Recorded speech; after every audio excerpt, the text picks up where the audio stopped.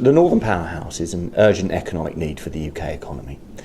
For a long time, the UK has been imbalanced, with the focus being largely in the southeast. And we can see that both in terms of the economic and financial activity of the southeast, but also in terms of property investment. So, for example, even this year, in 2015, when investment in the north has been higher, for the first 3 quarters of this year, 2015, 45% of all investment in UK property was into the southeast.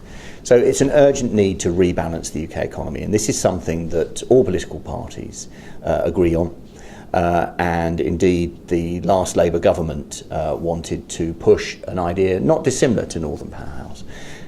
George Osborne, the Chancellor, is now championing this Northern Powerhouse concept. And what the Northern Powerhouse concept is to bring together all the northern cities in an arc stretching from Liverpool through to Newcastle, to bring them together into one unified, connected, infrastructurally and economically united powerhouse where ideas and goods and the whole paraphernalia of the economy can be transferred easily and set them up really as a competitor, a balancer to the dominance of London, which of late has become something of a Singapore-on-Thames and has been over-dominating the UK economy. So the Northern Powerhouse is an essential macroeconomic move for the UK, and it has every chance of success because the full weight of the government has been thrown behind it. And we've got some very active and entrepreneurial councils in the north, chief amongst them Manchester, where there's been a huge renaissance since the mid-1990s, led by Sir Howard Bernstein, which has seen Manchester transform itself from a relatively grimy city into a shining modern example of regeneration in all aspects, cultural, economic and social. So Manchester has led the charge, and now the other cities will be brought along with it by this united Northern Powerhouse concept. George Osborne has appointed Jim O'Neill, one of our most distinguished lords, to head up the initiative and to give the Northern Powerhouse extra bite. And I'm convinced that we will see government investment in this across the full cycle of this Parliament and beyond. So for the next 10, 15, 20 years, I think that the governments of successive stripes will be behind the Northern Powerhouse as a concept.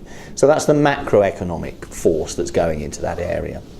I think there's also a very interesting cyclical play here for investors, particularly overseas investors, because what we've seen is some consolidation and profit taking in relation to London and the southeast.